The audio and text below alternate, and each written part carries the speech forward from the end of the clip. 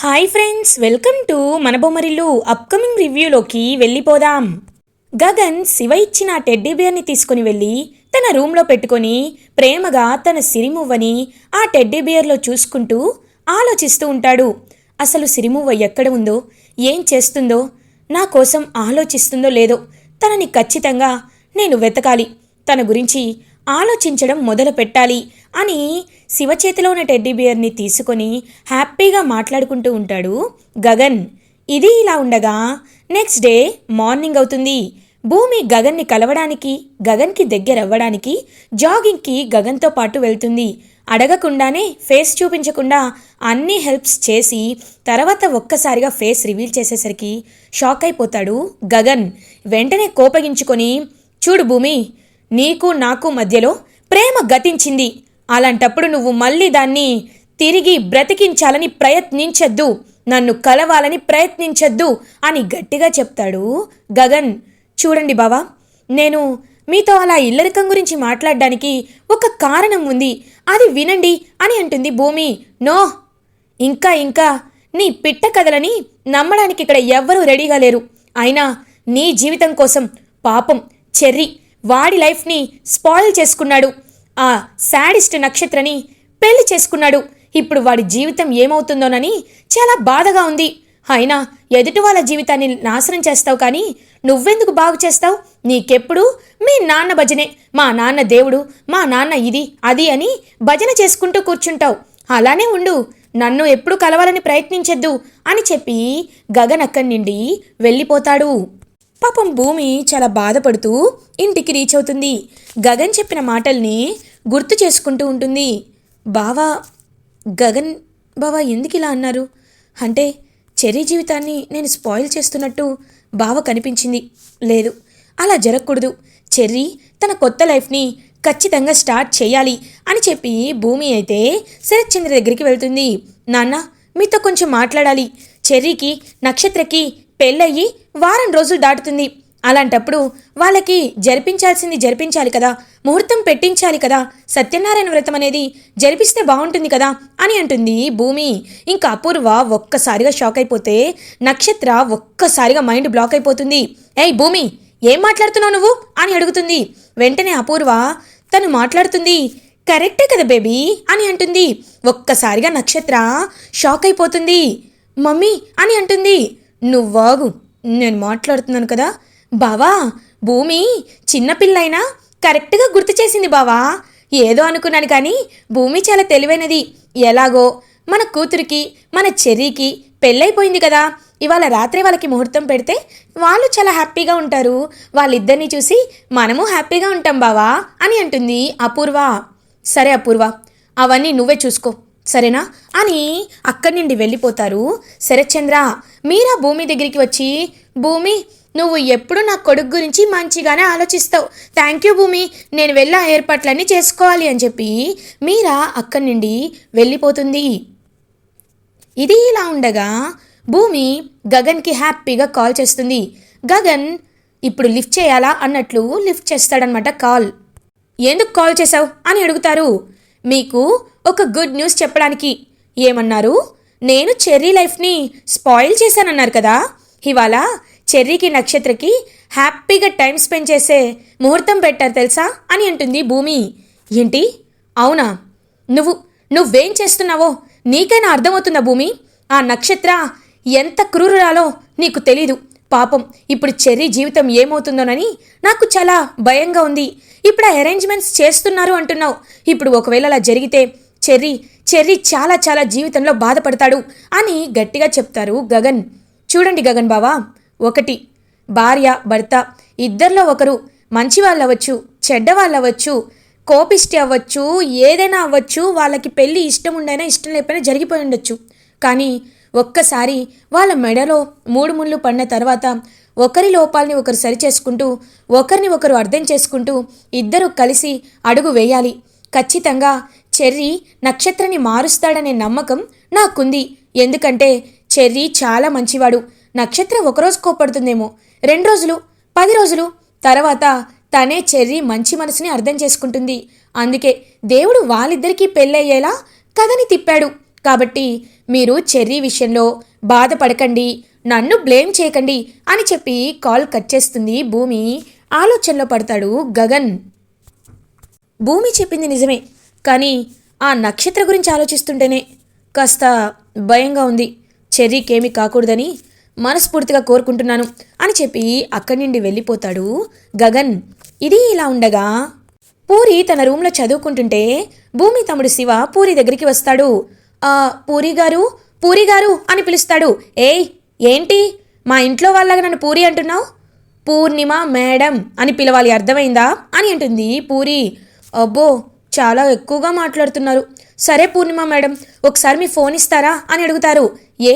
ఎందుకు, నీ దగ్గర లేదా అని అంటుంది పూరి. లేదు మేడం, ఒకసారి మా వాళ్ళకు కాల్ చేసుకుందామని అని అంటారు. ఏంటి, మీ వాళ్ళకు కాల్ చేస్తావా? ఎవరు లేరన్నావు? లెటర్ రాసి పెట్టి మీ అమ్మ మీ చెల్లిని తీసుకొని వెళ్ళిపోయిందన్నావు, మరి ఫోన్ ఎందుకు చేస్తావు అని అడుగుతుంది పూర్ణిమ. ఒక్కసారిగా షాక్ అయిపోతాడు శివ. అదే మేడం, మా ఊరు నుండి వచ్చేసాను కదా, అందుకు వాళ్ళకి కాల్ చేద్దామని అని చెప్పి ఫోన్ తీసుకుంటాడు. తీసుకొని భూమి తనకి తన నంబర్ చెప్తుంది. ఆ నంబర్ని గుర్తు పెట్టుకుంటాడనమాట శివ. గుర్తు పెట్టుకొని భూమి అని ఫీల్ అయి ఉండేసరికి అలా ఇంకా భూమికి కాల్ చేస్తాడు. భూమి పూరి ఏంటి ఈ టైంలో కాల్ చేస్తుంది అని కాల్ లిఫ్ట్ చేసి హలో పూరి అని అంటుంది. హలో నేనండి, మీరు చెప్పినట్టే సిటీకి వచ్చేసాను. మా అమ్మని చెల్లిని వెతుక్కుంటాను. ఇక్కడ నాకు ఒక గొప్ప వ్యక్తి పరిచయం అయ్యారు. ఆయన నన్ను చాలా బాగా చూసుకుంటున్నారు. మీరేమీ కంగారు పడకండి పెద్దమ్మ, అందుకే మీకు కాల్ చేశాను అని శివ కవర్ చేస్తూ మాట్లాడతాడు. హో అవునా శివ, నేనే నీ దగ్గరికి వద్దామనుకున్నానురా. ఇప్పుడు నువ్వు బాగానే ఉన్నావు కదా? తెలుసు, గగన్ బావ నిన్ను బాగా చూసుకుంటాడు. ఇంక నువ్వు ఎలాంటి భయాలు పెట్టుకోవద్దు, హ్యాపీగా ఉండు. ఇంకెప్పుడు నాకు కాల్ చేయొద్దు. కావాలంటే చెర్రీకి నేను ఏదో ఒకటి చెప్పి పంపిస్తాలే, సరేనా? ఇంకెప్పుడు కాల్ చేయకే అని అంటుంది భూమి. సరే సరే పెద్దమ్మా అని చెప్పి కాల్ కట్ చేసి డిలీట్ చేసేస్తాడనమాట కాల్ని శివ. థ్యాంక్స్ పూరి గారు అని చెప్పి అక్కడి నుండి వెళ్ళిపోతాడు. ఇంకా పూరి శివ వైపు చూస్తూ ఉండిపోతుంది. ఇది ఇలా ఉండగా నైట్ అవుతుంది. ఇంకా నక్షత్రని రెడీ చేస్తూ ఉంటుంది అపూర్వ. నక్షత్ర అపూర్వని చూసి గట్టిగా తన చేతిలో ఉన్న ఫ్లవర్ వాజ్ని ఇసిరిగొట్టి, ఏంటి మమ్మీ, ఏంటి నువ్వు వాడితో సపోర్టింగ్గా మాట్లాడావు, ఏమనుకుంటున్నావు అని అడుగుతుంది. అయ్యో నక్షత్ర, నేను సపోర్టింగ్గా మాట్లాడింది నీకోసమేనే అని అంటుంది. ఏంటి నా కోసమా? నాకు అర్థం కాలేదు మమ్మీ అని అంటుంది. నేను చెప్తాను కదా అని చెప్పి అపూర్వ అనే ఒక ప్లాన్ చెప్తుందనమాట నక్షత్రకి. అదంతా విన్న గోరింటాకు పిన్ను, అబ్బో ఏమి ఐడియాలు, ఇలాంటి చావు తెలివితేటల్లో అపూర్వ ముందుంటుంది. నక్షత్ర, నువ్వు మీ అమ్మ చెప్పిందే ఫాలో అయిపో, ఇంకేమీ లేదు. ఆ చెర్రీగాడు రోజు కుళ్ళి కుళ్ళి ఏడుస్తాడు అని అంటుంది గోరింటాకు పిన్ని. సరే మమ్మీ, నీ ప్లాన్తోనే లోపలికి వెళ్తాను. ఇంకా చూడు, ఇవాటి నుండి నా టార్చర్ స్టార్ట్ అవుతుంది వాడికి అని చెప్పి ఇంకలా లోపలికి వెళ్తుందనమాట. రెడీ చేసిన తర్వాత నక్షత్ర. చెర్రీ నక్షత్ర వైపు చూస్తూ ఉంటాడు. ఇంకా చెర్రీ వైపు చూస్తుంది నక్షత్ర. చూడు నక్షత్ర, నువ్వు నా విషయంలో ఎలాంటి భయం పెట్టుకోవద్దు. ఎందుకంటే నువ్వు హ్యాపీగా ఉండడమే నేను కోరుకుంటున్నాను. నువ్వు నన్ను భర్తగా ఎప్పుడు స్వీకరిస్తావో నేను నీతో అప్పటి నుండే ప్రేమగా ఉంటాను, సరేనా? నువ్వు ఎలాంటి భయాలు పెట్టుకోవద్దు అని అంటాడు చెర్రీ. ఇంకా వెంటనే తన యాక్టింగ్ స్టార్ట్ చేస్తుంది నక్షత్ర. చెర్రీ అని గట్టిగా అరుస్తుంది. ఒక్కసారిగా చెర్రీ షాక్ అయిపోతాడు. చెర్రీ వద్దు, చెర్రీ నన్ను కొట్టొద్దు, చెర్రీ కొట్టొద్దు అని చెప్పి తన్ని తనే కొట్టుకుంటూ తనపై తనే చేతులు మొత్తం అచ్చుపడిపోయేలా కొట్టుకుంటూ ఉంటుంది నక్షత్ర. ఒక్కసారిగా షాక్ అయిపోతాడనమాట చెర్రీ. ఇంకా వెంటనే నక్షత్ర అలా తన్ని బాగా కొట్టుకొని అక్కడి నుండి బయటికి వచ్చేస్తుంది. ఫ్యామిలీ మెంబర్స్ అందరినీ కాపాడండి కాపాడండి అని చెప్పి అరుచుకుంటూ వచ్చేసరికి శరత్చంద్ర, అపూర్వ, భూమి అందరూ అక్కడికి వచ్చేస్తారు. ఏమైందమ్మా, ఏమైంది నక్షత్ర అని అడుగుతారు. డాడీ నేనేం చేయలేదు డాడీ, లోపలికి వెళ్ళి కాళ్ళకి నమస్కారం పెట్టుకున్నాను అంతే, నన్ను కొడుతున్నాడు డాడీ అని ఏడుస్తూ చెప్తుంది. ఇంకలా నక్షత్ర ఒక్కసారిగా భూమి షాక్ అయిపోతుంది. మావయ్య అది కాదు మావయ్య అని అంటారు. అమ్మా నేనేమీ అనలేదమ్మా, నీకు భార్యగా ఉంటానని చెప్తే నువ్వు నా భార్యవేంటి అని నన్ను కొడుతున్నాడమ్మా అని ఏడుస్తూ అపూర్వని హక్ చేసుకుంటుంది నక్షత్ర. ఏంటి అంత మాట అన్నాడా? నీకేమైంది చెర్రీ, ఎందుకు ఇలా చేస్తున్నావు? నా బేబీ ఏమి నిన్ను పెళ్లి చేసుకోమని అడగలేదు, నువ్వే తన మెడలో తాళి కట్టావు. అలాంటిది ఇప్పుడు నా కూతుర్ని టార్చర్ చేస్తావా అని అంటుంది అపూర్వ. అయ్యో అత్తయ్య అది కాదత్తయ్య, నా మాట వినండి మావయ్య నక్షత్ర అబద్ధం చెప్తుంది అని అంటాడు చెర్రీ. పాపం శరత్చంద్ర చెర్రీ చెంప పగలగొడతాడు. ఒక్కసారిగా చెర్రీ పాపం ఏమి మాట్లాడకుండా అలా ఉండిపోతాడు. చూడు చెర్రీ, నా కూతురు మెల్లో తాళి కట్టావని నిన్ను ఇంట్లో ఇల్లరికంగా ఉండనిస్తున్నాను. అంతేకాని ఇలా నా కూతుర్ని టార్చర్ పెట్టాలని చూసావో ఈసారి మాటలతో చెప్పను అని అక్కడి నుండి వెళ్ళిపోతాడు శరత్చంద్ర. మీరా కూడా ఏమీ మాట్లాడకుండా అలా ఇంకా చెర్రీ దగ్గరికి వచ్చి, ఎందుకురా, ఎందుకు ఇలా నక్షత్రం టార్చర్ పెడుతున్నావు, ఇందుకే తన్ని పెళ్లి చేసుకున్నావా, చీ పోరా అని చెప్పి అక్కడి నుండి వెళ్ళిపోతుంది మీరా. పాపం భూమి అలా ఇంకా చెర్రీ వైపు జాలిగా చూస్తుంది. అప్పుడే కరెక్టే నక్షత్ర, ఇది టీజర్ మాత్రమే, ముందు ముందు నీకు సినిమా చూపిస్తాను చెర్రీ, ఇది నక్షత్ర అంటే, అర్థమైందో అని చెవిలో చెప్పి అక్కడి నుండి వెళ్ళిపోతుంది నక్షత్ర. భూమి చెర్రీ దగ్గరికి వస్తుంది. చెర్రీ, ఇదంతా నా వల్లే కదా, ఐఎమ్ సారీ చెర్రీ అని పాపం కన్నీళ్ళు పెట్టుకుంటుంది భూమి. భూమి, నువ్వెందుకు కన్నీళ్ళు పెట్టుకుంటున్నావు? చచ్చా, నువ్వు ఏడవకూడదు.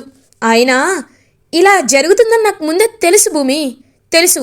అందుకే నేను కూడా వీటికి అలవాటు పడిపోవాలని అనుకుంటున్నాను అని అంటాడు చెర్రీ. లేదు చెర్రీ, ఇలాగే ఊరుకుంటే అపూర్వ పిన్ని కావాలని ఇంకా ఇంకా ఆ నక్షత్రం రెచ్చగొట్టి నిన్ను ఇలా చేయాలని చూస్తూనే ఉంటారు.